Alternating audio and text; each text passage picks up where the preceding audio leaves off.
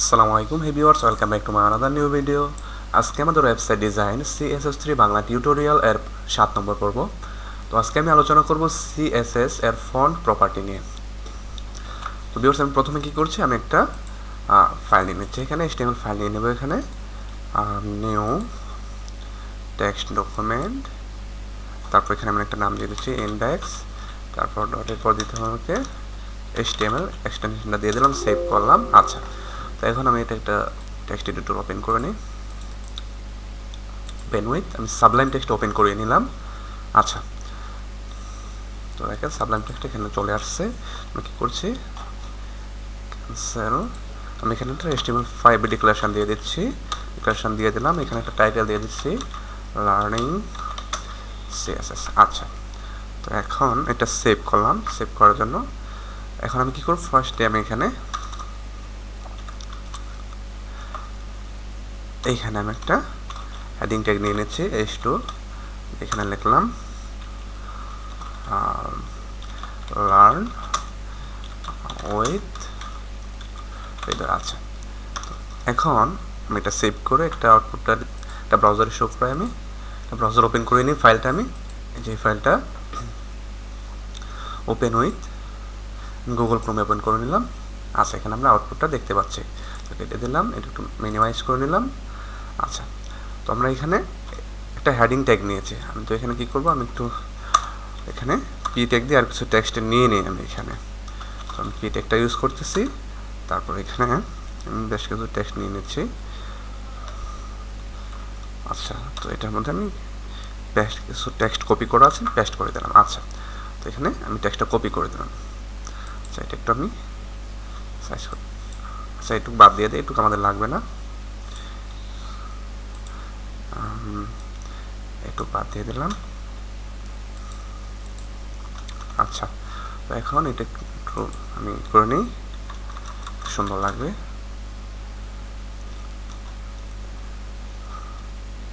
আচ্ছা, that's it. ওকে, আমরা এটা পি ট্যাগের মধ্যে নিয়ে নিলাম। এখন যদি সেভ করি, সেভ করার পর রিফ্রেশ করলাম, তো দেখেন এটা এখানে চলে আসছে। তো এখন আজকে আমরা শিখব যে ফন্ট প্রপার্টি নিয়ে, যেহেতু আমরা আলোচনা করব, এটা আমি আপনাদেরকে ইনলাইনে দেখিয়ে দিচ্ছি, ইন্টারনালে দেখিয়ে দিচ্ছি। আপনারা অবশ্যই সেটা এক্সটার্নালি করবেন। তো ইন্টারনালে লেখার জন্য আমাদের কী করতে হবে, স্টাইল ট্যাগ দিতে হবে। স্টাইল ট্যাগের মধ্যে টাইপ টেক্সট CSS দিয়ে দিলাম। তারপর আমি এর মধ্যে আমরা এখন CSS লিখতে পারি। তো আমি কী করব, আমি এখানে একটা ক্লাস দিয়ে দিচ্ছি, CLI ক্লাস দিয়ে দিচ্ছি। Suppose heading 1। ওকে, আমি এই নামে একটা ক্লাস ক্রিয়েট করে দিলাম।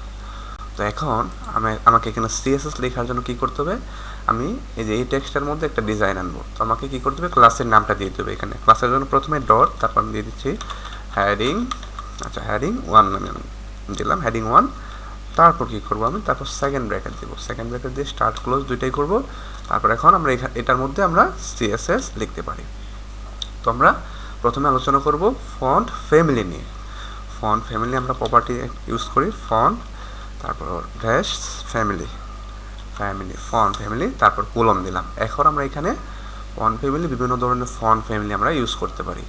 তো দেখেন ফন্ট ফ্যামিলি আমি একটু বিস্তারিত দেখিয়ে দিচ্ছি। আমরা যখন মাইক্রোসফট ওয়ার্ড বা এক্সেলে কাজ করি, তো তখন কিন্তু আমরা এখানে বিভিন্ন ধরনের ফন্ট ফ্যামিলি দেখতে পাই। তো এখানে দেখেন এই যে এখানে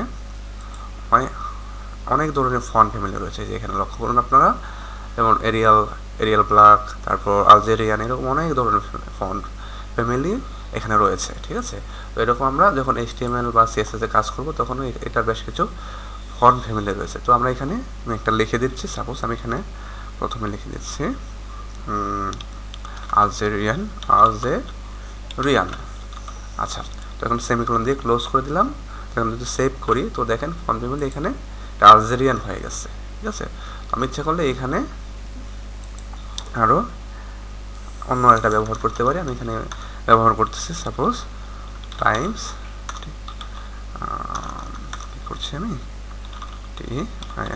টাইমস নিউ রোমান আমি এখানে ব্যবহার করলাম। আচ্ছা, টাইমস নিউ রোমান।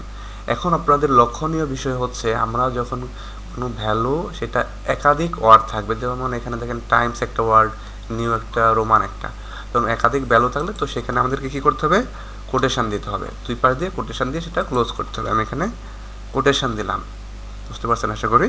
তখন আমরা সেভ করি, সেভ করার পর দেখেন টাইমস নিউ রোমান হয়ে গেছে। তো আমরা কী করব, এখানে আমরা যখন ফন্ট ফ্যামিলি নিয়ে কাজ করব তখন আমরা একাধিক ফন্ট আমরা এখানে দিয়ে দেবো। তো আমি এখানে দিয়ে দিচ্ছি সেরিফ, আচ্ছা সেরিফ নামে একটা আমি ফন্ট দিয়ে দিলাম। তারপর আমি আর কী করবো, তার আগে এখানে আমাদেরকে একটা কমা দিতে হবে, কমা দিলাম। আচ্ছা, তো এরকম আমরা আরেকটা ফন্ট এখানে লিখে দিই। আচ্ছা, এখানে আমি আরেকটা লিখে দিচ্ছি এরিয়াল, এরিয়াল, আচ্ছা এরিয়াল লিখে দিলাম। তো সেমিকোলন দেওয়া আছে, ক্লোজ করে দিলাম। এবং আমি সেভ করলাম, কোনো ইফেক্ট আসবে না, কারণ হচ্ছে এখন এখানে আমরা একাধিক ফন্ট ব্যবহার করেছি, তার মধ্যে প্রথম যে ফন্টটা দেওয়া হয়েছে সেই ফন্টটাই এখানে কাজ করতেছে। তো আমরা একাধিক ফন্ট কী জন্য দিব, কারণ অনেক সময় অনেক ব্রাউজারে তো এই আমরা প্রথম যে ফন্টটা দিয়েছি এটা সাপোর্ট করতে নাও পারে, তো তখন প্রথমটা যদি সাপোর্ট না করে তখন দ্বিতীয়টা কাজ করবে, ও দ্বিতীয়টা যদি সাপোর্ট না করে তখন তৃতীয়টা, যে কোনো একটা কাজ করবে ইনশাল্লাহ। তো এই জন্যই আমরা একাধিক ফন্ট ব্যবহার করব। আচ্ছা, এই হচ্ছে হলো ফন্টের কাজ। তো ফন্ট আমি আরও বিভিন্ন ফন্ট দেখিয়ে দিচ্ছি আপনাদেরকে। আচ্ছা, এখানে আমি একটা দিয়ে দিচ্ছি একটা নতুন ফন্ট, দিয়ে দিচ্ছি হেলভেটিকা। আচ্ছা, হেলভেটিকা নামে আমি একটা ফন্ট ব্যবহার করলাম। এখন যদি এটা সেভ করে রিফ্রেশ করি তো দেখেন এটা চেঞ্জ হয়ে গেছে। আচ্ছা, তো এখন আপনার এইগুলো ফন্ট আপনার ইচ্ছা করলে গুগল থেকে কালেক্ট করতে পারেন, বিভিন্ন ধরনের ফন্ট। তো আমি কীভাবে কালেক্ট করবেন, আপনারা সিম্পলি সার্চ দেবেন, এখানে যেটা হলো GLE, গুগল ফন্ট লিখে আপনারা সার্চ দেবেন, ফন্টস আমি লিখে সার্চ দিলাম। তারপর আমি এখানে একটা লিঙ্ক দেখতে পাচ্ছি, font.google.com, আমি এখানে প্রবেশ করলাম। আচ্ছা, তো এখন লক্ষ্য করেন এইখানে বিভিন্ন ধরনের অনেক ধরনের এখানে আমরা ফন্ট আমরা এখান থেকে কালেক্ট করতে পারবো। দেখেন এখানে অনেক ধরনের ফন্ট রয়েছে, আমাদের ইচ্ছা অনুযায়ী এখান থেকে আমরা যে কোনো ফন্ট আমরা এখান থেকে আমরা নিতে পারি, আমরা আমাদের ওয়েবসাইটে ব্যবহার করতে পারি। তো আমরা কি করছি, আমরা এখান থেকে একটা ফন্ট নিয়ে নিই। সাপোজ এই ফন্টটা আমি ব্যবহার করতে যাচ্ছি। তো ফন্টটা ব্যবহার করার জন্য আমরা কী করবো, প্রথমে প্লাসে ক্লিক করব।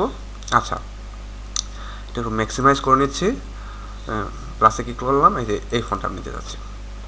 তো আমাদেরকে কী করতে হবে, ফার্স্টলি আমাদেরকে যে লিঙ্কটা কপি করতে হবে, এই লিঙ্কটা কপি করে আমি সিম্পলি কী করব, কপি করলাম। কপি করার পর তারপর আমি এখানে কী করব, এই যে হেডিংয়ের মধ্যে আমরা কী করব, আমরা এখানে লিঙ্কটা করে দেবো, পেস্ট করে দেবো। প্রথমে এখানে পেস্ট করে দিলাম লিঙ্কটা, বাস। এখন দ্বিতীয় কাজটা হচ্ছে আমরা কী করব, করে দিলাম, মিনিমাইজ করলাম। আচ্ছা, তৃতীয় কাজটা হচ্ছে আমরা লিঙ্কটা কপি করে দিচ্ছি। এখন আমরা এই যে এইখান থেকে এই ফন্ট এবং এই যে আমরা এটা ব্যবহার করতে পারি, এই যে এটা, ঠিক আছে, এটা কপি করলাম। কপি করার পর আচ্ছা এটা বাদ দিয়ে দিলাম, এটা করে নিচ্ছি। আচ্ছা, এটা কেটে দিলাম। এটা আমরা ফন্ট ফ্যামিলিটা আমরা যেটা কপি করে নিচ্ছি, আমরা এটা এখন যে কোনো জায়গায় আমাদের এখানে ব্যবহার করতে পারি। আমি চাচ্ছি পি ট্যাগের মধ্যে ব্যবহার করার জন্য, পি ট্যাগে একটা ক্লাস দিয়ে দিচ্ছি, ক্লাস এখানে দিচ্ছি প্যারা নামে একটা দিয়ে দিলাম, প্যারা 1। আচ্ছা, এই নামে আমি একটা ক্লাস তৈরি করলাম। আমাদেরকে প্রথমে ক্লাসের জন্য ডট দিতে হবে, তারপর প্যারা 1 দিয়ে দিলাম। আচ্ছা, তো এখন আমাদেরকে সেকেন্ড ব্র্যাকেট স্টার্টিং ক্লোজ দুইটাই করতে হবে। তারপর ইচ্ছা করলে আমরা এখানে ফন্ট ফ্যামিলিটা ইউজ করতে পারি। তো এখন যদি আমি এখানে পেস্ট করে দিই, আচ্ছা ঠিক আছে, তো দেখেন এখানেও কিন্তু একাধিক ব্যবহার করা হয়েছে, ঠিক আছে।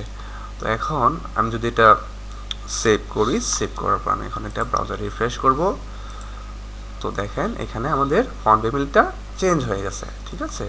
তো আশা করি আপনারা বুঝতে পারছেন, আপনারা গুগল থেকে অথবা আপনারা বিভিন্ন জায়গা থেকে আপনারা এইরকম ফন্ট ফ্যামিলি আপনারা ব্যবহার করতে পারেন ইজিলি, ঠিক আছে। তো আশা করি আপনার ফন্ট ফ্যামিলির বিষয়টা টোটালি ক্লিয়ার। তো এখন আমি আরেকটা বিষয় দেখাচ্ছি, আমরা CSS এর মাধ্যমে কীভাবে আমরা ফন্ট সাইজটা বাড়াতে পারি। তার জন্য আমাদেরকে কী করতে হবে, আমাদেরকে ফন্ট সাইজ নামে আমাদেরকে একটা প্রপার্টি ইউজ করতে হবে। তারপর আমরা এখানে আমাদের পরিমাণ মতো আমরা এখানে সাইজটা কমা বাড়া করতে পারি। আমি সাপোজ যদি 30 পিক্সেল দিয়ে দেই, 30 পিক্সেল, তারপর আমি 30 পিক্সেল দিলাম, তারপর আমি সেমিকোলন দিয়ে ক্লোজ করলাম। এখন যদি সেভ করি, সেভ করার রিফ্রেশ করি, তো দেখেন এটা 30 পিক্সেল হয়ে গেছে, অনেকটা বড় হয়ে গেছে। তো আমি এখানে 20 পিক্সেল করে দিচ্ছি, 20 পিক্সেল দিলাম, সেভ করলাম, রিফ্রেশ করে দিচ্ছি, তো দেখেন এটা 20 পিক্সেল হয়ে গেছে, ঠিক আছে। তো আপনারা ইচ্ছা করলে আপনারা এখান থেকে ফন্টটা এভাবে কমা বাড়া করে নিতে পারবেন। আচ্ছা, তো এখন আমি আপনাদেরকে দেখাবো ফন্ট স্টাইল নামে। আমরা যখন HTML এ কাজ করেছিলাম তখন আমরা দেখেছি একটা টেক্সটকে আমরা কিভাবে করতে পারি, ইটালিক করতে পারি। আই ট্যাগ দিয়ে আমরা একটা টেক্সটকে আমরা ইটালিক করতে পারছি। তো এখন আমরা CSS একটা সাপোজ আমি এই টেক্সটটাকে আমি ইটালিক করতে যাচ্ছি, তো CSS এ কীভাবে করতে হয়, এই যে এটা আমাদেরকে করতে হবে। আমরা এখানে কী করতেছি, তো এটা ইটালিক করার জন্য আমাদেরকে ফন্ট স্টাইল নামে আমাদেরকে একটা CSS প্রপার্টি ব্যবহার করতে হবে, ফন্ট স্টাইল। আচ্ছা, ফন্ট স্টাইল দিয়ে তারপর আমরা এখানে কি লিখে দেবো, ইটালিক লিখে দেবো। আচ্ছা, ইটালিক, তারপর সেমিকোলন দিয়ে ক্লোজ করলাম। এখন যদি আমি সেভ করি, রিফ্রেশ করলাম, তো দেখেন এটা ইটালিক হয়ে গেছে। ঠিক আছে, তো আশা করি আমরা CSS দিয়ে এটা ইটালিক করতে পারবো যে কোনো টেক্সট। তো তারপর আমি আপনাদেরকে দেখাবো ফন্ট ওয়েট প্রপার্টি। তো ফন্ট ওয়েট দিয়ে মূলত আমাদের যে ফন্ট বা টেক্সটকে আমরা কী করতে পারি, এটা করতে পারি, টেক্সটের যে ফন্ট রয়েছে সেটা আমরা বোল্ড করতে পারি, বোল্ডার করতে পারি, লাইটার করতে পারি। তো কীভাবে সেটা আমি এখন আপনাদেরকে দেখাচ্ছি। আমি কী করছি, এখানে অলরেডি এটা বোল্ড করা আছে। আচ্ছা, তারপরে দেখাচ্ছি আমি ফন্ট ওয়েট নামে প্রপার্টি ব্যবহার করব। তো সেখানে আমি যদি লিখে দিই বোল্ড, আচ্ছা বোল্ড ফন্ট ওয়েট দিয়ে আমরা এটা বোল্ড করতে পারি। আমরা HTML এ করেছি বি ট্যাগ দিয়ে, আমরা CSS এ ফন্ট ওয়েট দিয়ে করতে পারি। তারপর সেভ করলাম, তো রিফ্রেশ করলাম, তো দেখেন এটা বোল্ড হয়ে গেছে। ঠিক আছে, তখন যদি এখানে আমি বোল্ডার লিখে দিই তখন কিন্তু এটা আরও মোটা হয়ে যাবে। ঠিক আছে, এটা আরও মোটা হয়ে যাবে। তো এখানে আমরা আরেকটা ভ্যালু ইউজ করতে পারি, আমরা লাইটার দিতে পারি, লাইটার GSTER লাইটার দিয়ে যদি সেভ করি, তো দেখেন এটা অনেকটা লাইটার হয়ে গেছে। ঠিক আছে, তো আশা করি আপনারা ফন্ট ওয়েটটা এভাবে আপনারা সেট করতে পারবেন। তো ভিউয়ার্স, আশা করি আপনারা বিষয়টি বুঝতে পেরেছেন। তারপর যদি বুঝতে কোনো সমস্যা হয় অবশ্যই আমাকে ভিডিও কমেন্টে জানাবেন, আমি সেগুলো সমাধান দেওয়ার চেষ্টা করবো ইনশাআল্লাহ। তো ভিউয়ার্স, অ্যাকচুয়ালি আমি আপনাদেরকে পার্ট বাই পার্ট CSSটা ভেঙে শেখাচ্ছি। আমি চাচ্ছি আপনারা আমার কাছ থেকে যা শিখেন সেটা খুব ভালোভাবে শিখেন। আর এভাবে আপনারা যদি ভেঙে আস্তে আস্তে না শিখেন, আমি পারতাম আপনাদেরকে বিভিন্ন প্রজেক্ট নিয়ে বা প্রজেক্ট ক্রিয়েট করে আপনাদেরকে CSS শেখাতে, কিন্তু না, আপনারা সেটা করলে হয়তো আপনারা বিষয়টা আপনারা ক্লিয়ারলি বুঝতেন না। আপনাদের মাঝে এই যে ছোটোখাটো বিষয় এগুলো কিন্তু আপনাদের অজানাই থেকে যেত বা আপনাদের বুঝতে খুব কষ্ট হতো। তাই আমি আপনাদেরকে ভেঙে দেখাচ্ছি, এবং আমাদের এই ভিডিও সিরিজের লাস্টে আমি আপনাদেরকে কী করবো, লাস্টে আমরা বিভিন্ন প্রজেক্ট নিয়ে HTML এবং CSS দিয়ে বিভিন্ন প্রজেক্ট আমরা ক্রিয়েট করবো, আমরা বেশ কয়েকটা প্রজেক্ট করবো। তাহলে দেখবেন আপনারা HTML এবং CSS এ এক্সপার্ট হয়ে গেছেন। তো ভিউয়ার্স, সবাই ভালো থাকবেন, সুস্থ থাকবেন, বেশি করে প্র্যাকটিস করবেন। সবার জন্য শুভকামনা রইল। আল্লাহ হাফিজ।